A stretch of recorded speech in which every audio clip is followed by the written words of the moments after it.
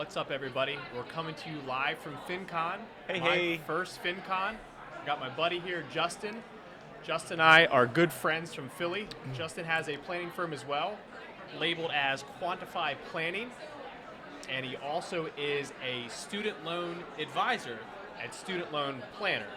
So we're going to walk through some fun stuff today for student loans. We're going to talk through some FinCon stuff. We're going to walk through a few financial tips. So we're trying to keep this fun, and best of all, you get the whole FinCon environment.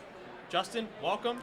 Let's get a cool intro going. Thanks, Chad. I'm glad to be here. FinCon's been awesome. We just recorded a podcast interview a couple minutes ago where you were guest starring on my podcast, so I'm excited to be able to return the favor. Awesome. So we're going to jump right into it. The first topic today is going to be student loans. Justin is, I consider myself a student loan, so I guess Justin is the student loan nerd on steroids. This man knows his stuff, so I wanted to just hop right into it. We're going to go with top 3 student loan tips. No pressure. Fire away. None taken.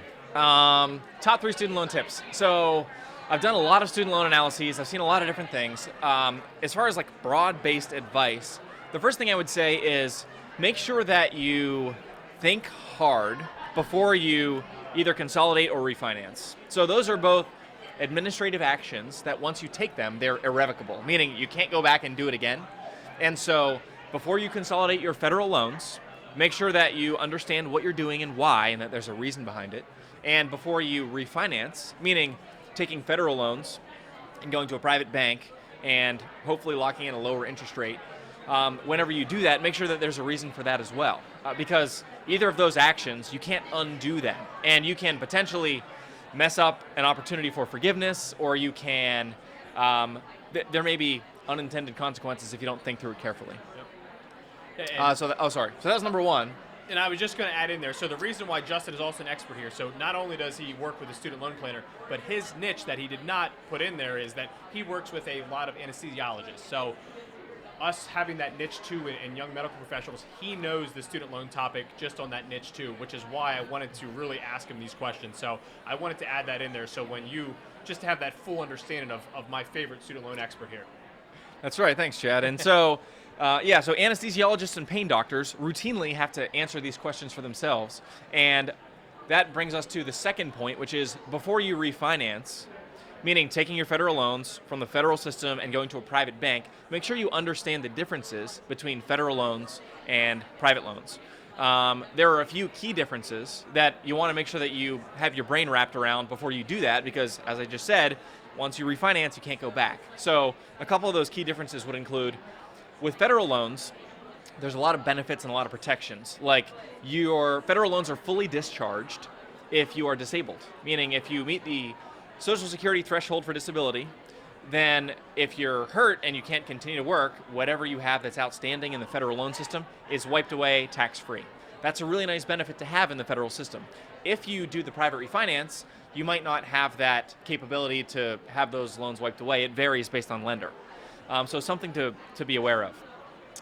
And secondly, as I mentioned, the act is irrevocable, and the opportunity for income-driven payment plans, which exist in the federal realm, no longer exist in the private loans. So if you want to get on revised pay-as-you-earn or pay-as-you-earn or income-based repayment or one of those, which float, the payments float based on how much money you make.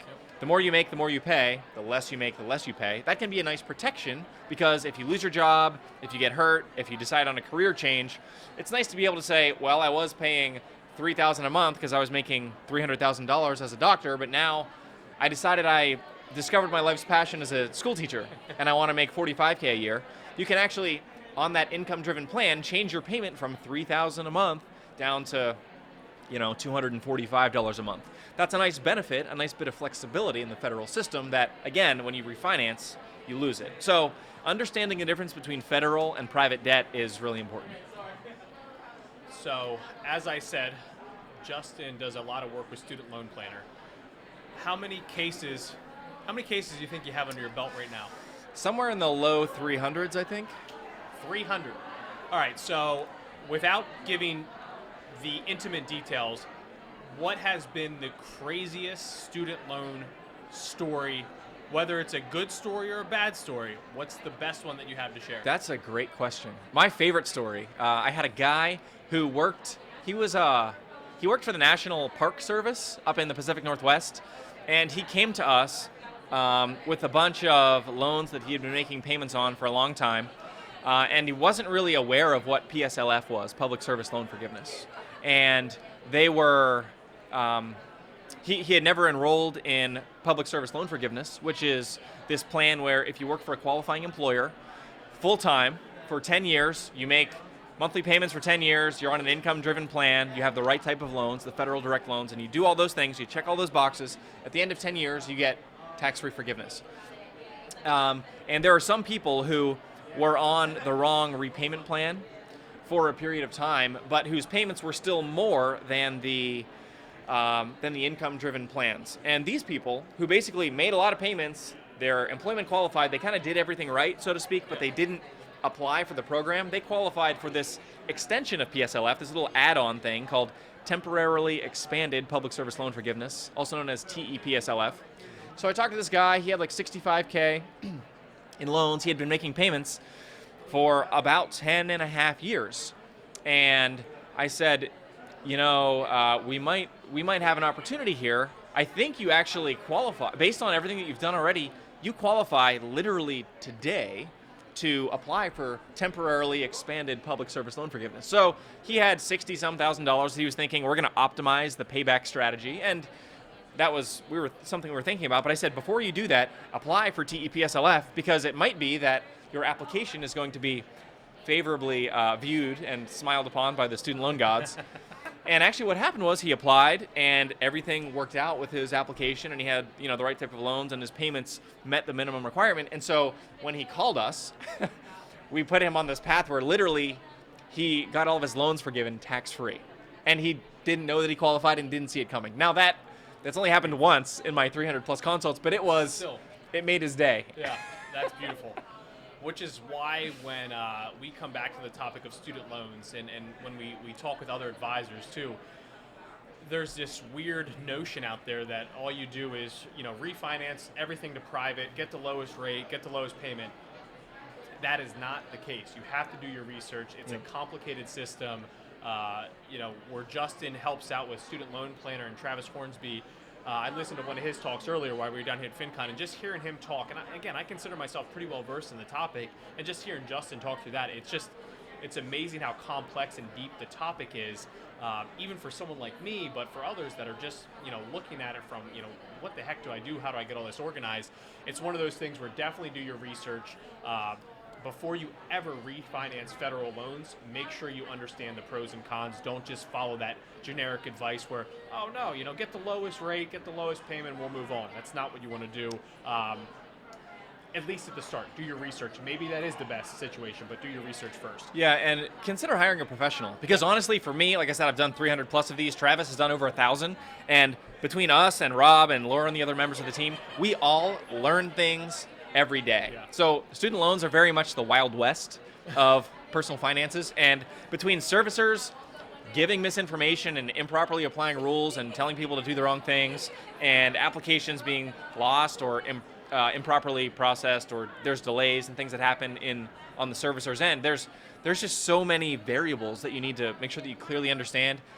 I feel like very much a student of this whole thing, no pun intended. Yeah, well, and it's so just to give you some context on that too. So obviously when we do financial planning for our clients, and sometimes we'll do project specific, but we only help our clients when we do a full financial plan. We're just at a point now where it's hard for us to do project specific. So to show the amount of trust that I have in Justin and then Travis's whole team at the Student Loan Planner, we will often outsource individuals that reach out to us through our website and say, hey, I think I only need help with student loans right now. I'm not ready for all the financial planning stuff just yet. We'll actually send them over to Travis and his team where Justin is, because we want to make sure that they're getting the proper service, and it's a very simple fee structure. All right, so student loans, let's move on to the next one. We'll broaden it a little bit so we won't just be on the student loan topic. So next question for Justin, your best tip, high income, Gen X, Gen Y, again, your niche is anesthesiologist. What's your best tip? It can be anything. There's one financial metric that matters as a high earner, well, for anybody. One financial metric that is the primary determinant of your financial success. And I like to make things simple. If you've got a simple goal and a simple system, you can make progress a majority of the time if you kind of build a system that you can understand. And when it comes to finances, I like to distill things down to the what we call like the minimum viable product. Like, how much do I need to know in order to get where I want to go? And I would say actively manage your savings rate. Also known as like monthly free cash flow would be the dollar expression. So however much money you keep at the end of the month after you get paid, you pay your taxes, those are withheld, you pay all your bills, pay off your credit card, pay your mortgage, pay your car, and then how much cash is left over. And what percentage of that is, what percentage of that was sort of from where you started, and how many dollars is that? And if we're paying attention to this number, this monthly net cash flow number, then we can focus on seeing how it changes over time and asking questions of what can we do to boost this as time passes. So monitoring and actively managing your monthly net cash flow or your savings rate is something that, if that number is high, if you're saving a lot on a monthly basis, then there is really nothing financially that can keep you from early financial independence. Conversely, if that number is low, or if that, God forbid, if that number is negative, if every month you're bleeding out cash and going into debt and running up credit cards, there's no financial hacks that you can make that are going to rescue you from ultimate financial demise and a lot of stress and strain and relational friction and a lot of things you don't want to have to deal with. Yep. Very good. I like that one. Yeah, that's the one where I feel like I'm boring. I always come back to the emergency fund for some reason, and it's just, I think there's such a psychological value to the emergency fund. So we're of the thinking there where we like the number 20,000. Not saying that's perfect for everybody. That's just again assuming that most of our clients are higher income. 20,000 is not like, hey, we got to be there tomorrow, but we work our way up to it. But for us, the emergency fund is just one of those things that, one, it's important for your financial plan, but it has such a psychological effect too to know that it's there. So that's the one thing that we really like. Yeah. We're going to change the topic a little bit. Great. So instead of saving, I'm going to take one from Ramit's keynote earlier. And he asked the question, what do you love to spend money on? So out of the box here, what's something that you love to spend money on? There's a couple things that come immediately to mind. The first is anything that makes my wife happy. Good man. Good answer. I would imagine you're the same. Yeah. I just had my first anniversary. I learned that early on, that it's money well spent, whatever the number is. There's no number. That's right. It's the no budget zone. But personally, what is the place where I spend money and I just don't ever care what the number is? For me, I was telling Chad earlier, for me, I think it's buying burritos. Yep. Lots of burritos. It's way easier to buy a burrito than to go grocery shopping. And it's like just the right amount to get you through for another 6 hours. And I could easily do that 5 to 7 to 9 days a week and not feel bad about it. I mean, what isn't there to love? You have your meat. Most of the time, if you're a meat eater, you got your carbs, you got your veggies, you got a little bit of everything. That's right. That's right. So during the keynote's presentation, we had to talk to the individual beside us, and my friend beside me at the time was Andre, and I told Andre my weakness and the thing I like to spend money on is sports tickets. And it's one of those things where I always tell Mari, because we don't have season tickets to anything, and as many of you know from whether it's just the blog or the channel or the weekly newsletters, sports are my weakness. So my Boston Red Sox, my Boston Bruins, my Indianapolis Colts, Andrew Luck, we will miss you, and even the Sixers, my only Philly team. Just good sports tickets. It's just, that's my weakness, and luckily I have an awesome wife who supports that habit. She does say that baseball games are very long. I think I defend her in that one. She loves hockey. She's getting better at basketball too. She's actually better at basketball than I am. She would be very happy to see this. We did a one-on-one game recently, and I'm very sad to say that I did lose. So she's quite the athlete herself. So good. We know what we're spending money on. Last one we want to end with, we have to do a FinCon topic. So we're at FinCon 2019. This is my first event, Justin's second. So far, we're at day 2 right now. We still have all day Friday, tomorrow, and all day Saturday. Favorite topic, event, moment thus far? Good question. I think my biggest takeaway thus far, so the thing I like about FinCon is the emphasis on spreading financial literacy. So helping people understand where they're at and where they need to get to financially, and creating systems to spread that knowledge all across the internet and beyond. So I'm really enjoying hearing from some of the people who have created advanced systems to take the content that I'm already creating with my financial planning company and the podcast that I do, and being able to get it into more ears and in front of more eyeballs to be able to spread the message about here's the things you need to do to be financially successful, to set yourself up to not have a stressful life, to be able to boost your savings rate and negotiate bigger raises and do the blocking and tackling in your financial life, to be able to make the progress that you're hoping for. So being able to be around so many smart people, way smarter than me. I love being the dumbest person in the room, where everyone knows more about a topic than me and just trying to absorb as much knowledge as I can. And FinCon is absolutely a great place to do that. Well said. Yeah, I was just telling Justin, as we're polishing off our beers here, I've been starstruck. It's one of those things where I am very involved in the financial industry, and to see some of the individuals that I've followed on Twitter, and I've been to their websites numerous times, and I honestly, I look up to, and I watch what they do, and I take those tips and I put them into use.